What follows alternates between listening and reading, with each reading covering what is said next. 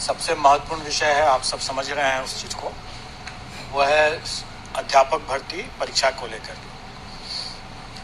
यह परीक्षा 24, 25 और 26 अपने निर्धारित तिथि और कार्यक्रम के अनुसार आयोजित की जाएगी। इसमें किसी को कोई संशय नहीं होना चाहिए। फिलहाल के हिसाब से वो अपने निर्धारित कार्यक्रम के हिसाब से ही वो आयोजित की जाएगी। जो भी अभ्यर्थी इसमें आवेदन दिए हैं वो सभी के सभी इसमें भाग लेने के लिए अधिकृत हैं, वो भाग ले सकते हैं। आप सब लोगों को जानकारी दे दूं कि हम लोग परीक्षा के स्टेज पर हम किसी भी अभ्यर्थी की पात्रता या उसकी पात्रता नहीं है इसकी जांच नहीं करते हैं। स्व घोषणा आधारित वो जो भी अपना तथ्य आवेदन में दिए हैं हम उसको स्वीकार करते हैं और उसके हिसाब से हम उसे परीक्षा में भाग लेने के लिए अनुमति देते हैं, एडमिट कार्ड इशू करते हैं। और एक बार जब उनको एडमिट कार्ड इशू हो गया तो वो परीक्षा में भाग ले सकते हैं। और डॉक्यूमेंट वेरिफिकेशन का जब स्टेज आता है उस समय हम चेक करते हैं कि वो जो दावा किए हैं कि वो योग्य हैं, पात्र हैं, उसके बारे में उनके डॉक्यूमेंट वेरिफिकेशन के समय में हम चेक करते हैं। अब यहाँ पर आप लोग जरूर पूछेंगे और सब लोगों को ये संशय है कि बीएड वालों के केस में स्पष्ट कुछ होना चाहिए कि स्थिति क्या है। देखिए, आप लोगों ने माननीय सर्वोच्च न्यायालय का जो आदेश देखा होगा उसके पेज 45 में के अंतिम पैरा में स्पष्ट लिखा हुआ है कि राजस्थान गवर्नमेंट ने बीएड अभ्यर्थियों से आवेदन नहीं लिया, उनको रोक दिया आवेदन देने से। ये गलत हुआ क्योंकि उस समय एनसीटीई का जो गाइडलाइंस था वो प्रभावी था और जब तक गाइडलाइन प्रभावी है तब तक उसको मानना राज्य सरकार को था। और इस दृष्टिकोण से माननीय उच्च न्यायालय राजस्थान हाईकोर्ट और माननीय सर्वोच्च न्यायालय ने दोनों ने ये कहा कि राजस्थान गवर्नमेंट ने ये गलत किया, उनको आवेदन लेना चाहिए था बीएड अभ्यर्थियों से भी। हमारे मामले में भी वही बात लागू होता है। जिस समय हम लोगों ने आवेदन आमंत्रित किया उस समय ये बीएड अभ्यर्थी पात्र थे, योग्य थे और इसलिए उनको आवेदन आमंत्रित करने का मौका दिया गया और उन्होंने आवेदन दिया भी। उसी में आगे माननीय सर्वोच्च न्यायालय ने यह भी आदेश दिया है कि ये एक एस्टैब्लिश प्रैक्टिस है, सेट प्रिंसिपल्स ऑफ लॉ है कि कोई भी वैधानिक संस्था द्वारा कोई एक वैध विधिवत कोई एक आदेश निर्गत होता है तो वो तब तक प्रभावी होता है जब तक कि वो रद्द नहीं हो जाए किसी कोर्ट के आदेश से या किसी अन्यथा। तो इसका मतलब यह हुआ कि 11 तारीख के पहले वो आदेश प्रभावी था एनसीटी का और उसमें जो भी अधिकार उस सर्कुलर के बेसिस पर जो भी अधिकार लोगों को मिला वो अधिकार सुरक्षित है, वो उसमें कोई रुकावट नहीं है। तो इसका मतलब यह हुआ कि जो लोग नौकरी पा लिए पहले से उनकी नौकरी भी सुरक्षित है। जिन लोगों ने एग्जाम में अपीयर होने का अधिकार प्राप्त कर लिया उनका वो अधिकार भी सुरक्षित है। तो इसका मतलब यह हुआ कि बीएड के अभ्यर्थी जो हैं वो बेशक एग्जाम में अपीयर हो सकते हैं क्योंकि उनका यह अधिकार सुरक्षित हो चुका है। लेकिन यह अधिकार उनके सिर्फ एग्जाम में अपीयर होने का है जो कि सुरक्षित है, उसके फल पर उनका अधिकार अभी नहीं बना है। परीक्षा फल के अधिकार के बारे में इसमें हमारे विज्ञापन में भी यह अंकित है कि कोई भी निर्णय एनसीटी के परामर्श से जो राज्य सरकार जो निर्णय करेगी वही मान्य होगा। क्योंकि हम लोग एनसीटी से गाइडेड होते हैं, और जैसा कि मैंने पहले बताया कि पेज 45 सुप्रीम कोर्ट के ऑर्डर के लाइट में कि राजस्थान सरकार को भी एनसीटी के आदेश को मानना चाहिए था, क्योंकि वो उस समय प्रभावी था, और हम लोग भी उसी को मानते हैं। और एनसीटी का गाइडलाइन जो भी रहेगा, राज्य सरकार का जो भी उस पर जो निर्णय होगा वही अंतिम निर्णय होगा, वही मान्य होगा। ये सबको मानना है। तो इसके संबंध में जब स्थिति आएगी कि परीक्षा फल के संबंध में कि उनकी पात्रता बनती है कि नहीं बनती है, इसके संबंध में जो भी निर्णय होगा वो उस समय उसके परीक्षा फल को प्रभावित करेगा। अब एक जैसा आप लोगों ने पाया ही होगा कि माननीय सर्वोच्च न्यायालय ने राइट टू एजुकेशन को राइट टू क्वालिटी एजुकेशन भी माना है। स्वाभाविक है, और आप सब लोग अवगत हैं कि राइट टू लाइफ, जीवन का अधिकार, ये शिक्षा के अधिकार के पहले से ही हमारे संविधान में जीवन का अधिकार जो है एक मौलिक अधिकार के रूप में पहले से उपलब्ध है। और माननीय सर्वोच्च न्यायालय ने ही अपने पूर्व के बहुत से आदेशों में इसको विस्तारित करके ये भी कहा है कि राइट टू लाइफ जो है वो right to live with dignity को भी उसमें ऐड किया है। और ये अधिकार जो मौलिक अधिकार है, जो कि राइट टू एजुकेशन के पहले से है। जैसा आपने अभी देखा कि during the currency of the circular, मतलब जो जब तक एनसीटी का वो सर्कुलर वैलिड था तब तक जो अधिकार मिल गया कैंडिडेट्स को, वो अधिकार सुरक्षित होना चाहिए। तो मेरा ये व्यक्तिगत ओपिनियन है, अभिमत है कि जीवन का अधिकार जो उन्हें मिला कि हम बीएड करके ब्रिज कोर्स के रास्ते से हम अपने इस अधिकार का पालन कर पाएंगे, इसकी पूर्ति कर पाएंगे, अपना आजीविका अर्जित कर पाएंगे। ये अधिकार जो मुझे मिला, ये अधिकार वर्तमान में शायद उसका हनन हो जा रहा है। तो अगर कोई अभ्यर्थी, मैं नहीं जानता हूं कि वो कितना सही है कि नहीं है सही है, लेकिन अगर कोई अभ्यर्थी अगर इन सब बिंदुओं को या अपने विधि परामर्श लेकर के अगर अपना कोई दावा या पुनर्याचिका अगर माननीय सर्वोच्च न्यायालय में दायर करते हैं,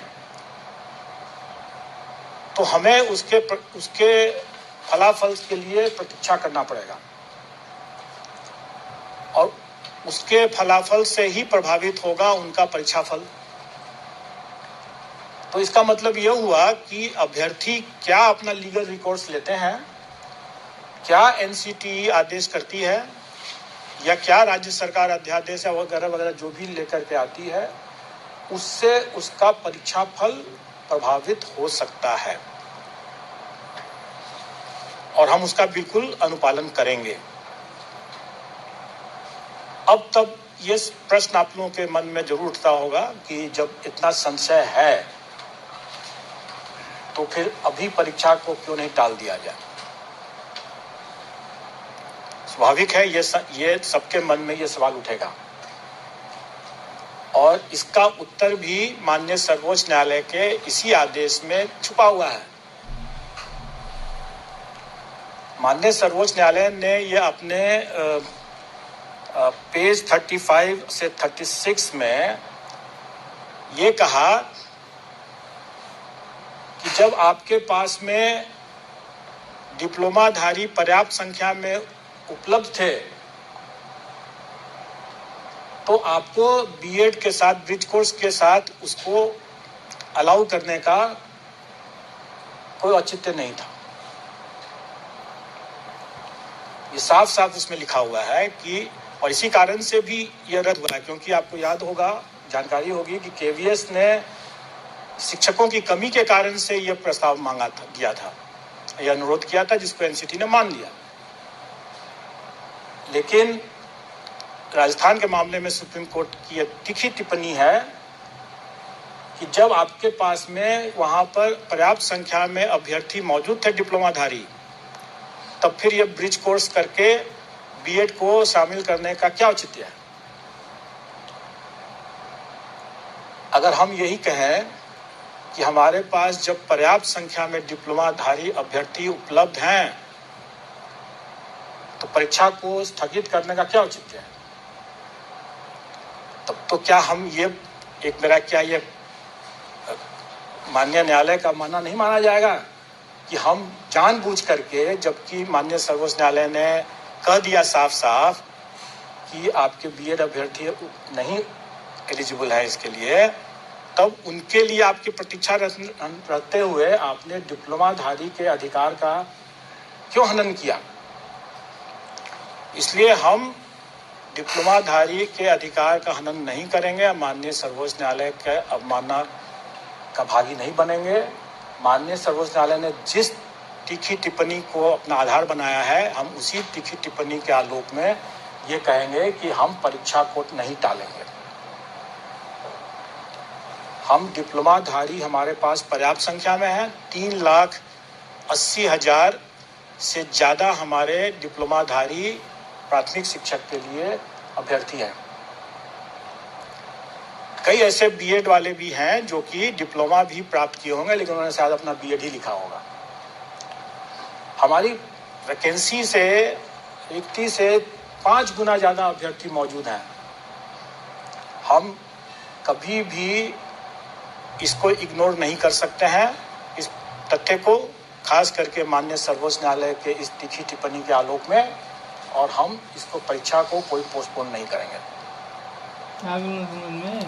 तो ये तो बहुत स्पष्ट बात हो गई, और मैंने बता दिया कि बीएड अभ्यर्थी भी भाग ले सकते हैं क्योंकि ये उनका अधिकार सुरक्षित हो चुका था, लेकिन उनका परीक्षा फल प्रभावित होगा उनके खुद अपने लीगल रिकॉर्ड्स को देखते हुए कि वो क्या पुनर्विचार याचिका दायर करते हैं या नहीं करते हैं, या एनसीटी या राज्य सरकार क्या निर्णय लेती है।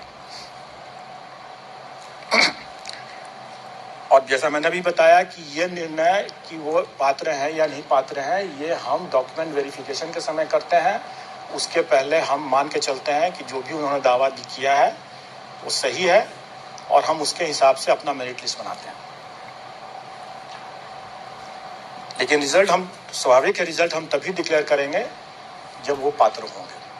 अगर वो पात्र नहीं होंगे तो हम उनका रिजल्ट डिक्लेयर नहीं करेंगे, और वैसी स्थिति में उनका एक चांस व्यतीत नहीं माना जाएगा।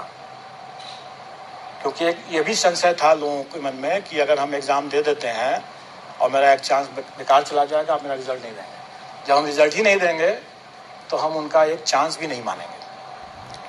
लेकिन ये तब की स्थिति में है जबकि उनको कोई संशय रहता है, जैसे मुझे भी अभी संशय है कि पात्र हैं कि नहीं है, या क्या वो लीगल रिकॉर्ड्स लेते हैं। लेकिन अगर ये क्लियर अगर हो जाता है और उसके बावजूद जानते बूझते अगर वो अपीयर होते हैं, तब उसको हम उनके चांस को व्यतीत मानेंगे। जैसे कि हम लोगों ने अपीयरिंग कैंडिडेट्स के लिए, जैसे सीटेट अपीयरिंग कैंडिडेट्स के लिए या बीएड अपीयरिंग कैंडिडेट्स के लिए कोई भी परीक्षा में जो हम अनुमति दे रहे हैं, तो भली भांति जानते हैं कि वो अपना एक चांस को एग्जॉस्ट कर रहे हैं, चाहे वो सीटेट क्वालिफाई करते हैं या नहीं करते हैं, वो अपने एक चांस को व्यतीत करते हैं, क्योंकि भली भांति वो जानते बूझते वो अपीयर हो रहे हैं, इसलिए उनका चांस व्यतीत माना जाएगा। लेकिन इस पर्टिकुलर मामले में, बीएड के मामले में, अगर संशय बना रहता है और अगर हम उनका परीक्षा फल नहीं घोषित करते हैं, रोक के रखते हैं, तो उनका चांस भी व्यतीत नहीं माना जाएगा, और उनका 3 चांस, हर परीक्षा के लिए 3 चांस सुरक्षित रहेगा। ये तो अब मैंने जो बता दिया, जो आए दिन लोग तरह तरह के अटकलबाजी लगाते हैं, और एक तरह से जो अभ्यर्थियों के शुभचिंतक हैं वो बेसिकली रक्षा में हत्या कर रहे हैं, क्योंकि जो उनका मन अगर विचलित है तो परीक्षा में कैसे पढ़ेंगे। स्वाभाविक है। आए दिन हम लोगों के पास में यह भी एक अनुरोध आते रहा है कि भाई ये पहली बार ये परीक्षा हो रही है, इसके क्वेश्चन के पैटर्न, इसके स्टैंडर्ड्स, इन सब चीज़ों का कोई पूर्वोदाहरण नहीं उपलब्ध है। तो हम तैयारी करने में थोड़ी कठिनाई हो रही है, इसलिए इसमें से नेगेटिव मार्किंग को हटा दिया गया। इस पर सरकार का भी अनुरोध है और कमीशन ने इस पर विचार करते हुए इस बार के लिए नेगेटिव मार्किंग को हटा दिया है। तो जो चूंकि हमारे क्वेश्चन पेपर्स पहले से मुद्रित हो चुके हैं, उसमें लिखा हुआ होगा कि नेगेटिव मार्किंग भी है, लेकिन अभी तक हम लोगों ने, चूंकि इसी उहापोह की स्थिति बनी हुई थी हमारे यहाँ भी कि इसमें नेगेटिव मार्किंग रखा जाए कि नहीं रखा जाए, इसलिए हमने अभी तक बताया भी नहीं था कि कितना नेगेटिव मार्किंग होगा। तो हमारे कमीशन ने विचारपूर्वक निर्णय लिया है कि नेगेटिव मार्किंग इस बार की परीक्षा में पूर्वोदाहरण या दृष्टांत नहीं बनने के शर्त पर इसको इस बार के लिए हटाया गया है। तो इस बार नेगेटिव मार्किंग नहीं रहेगा। दूसरा, इस बार हम लोगों ने परीक्षा के लिए कई व्यापक व्यवस्था किया है। कदाचार मुक्त परीक्षा हो सके, इसके लिए हम लोगों ने बहुत व्यापक व्यवस्था किया है, बायोमेट्रिक का भी, कैमरा का भी और ऑब्जर्वर्स का भी। आप सब लोग अवगत हैं कि 1 घंटा पहले परीक्षा कक्ष में प्रवेश बंद हो जाएगा। बहुत बार लोग इसको कंफ्यूज कर जाते हैं। लोग ये बोलते हैं कि 1 घंटा पहले सेंटर में पहुंचना है। नहीं, 1 घंटा पहले अगर आप सेंटर में पहुंचेंगे तो आप प्रवेश नहीं कर पाएंगे। आपको 1 घंटा से अधिक, मतलब कि 2.5 घंटा से लेकर के 1 घंटा पहले तक में आपको प्रवेश मिल सकता है। आपको उसी के हिसाब से वहां पहुंच जाना है और 1 घंटा पहले बंद हो जाएगा प्रवेश।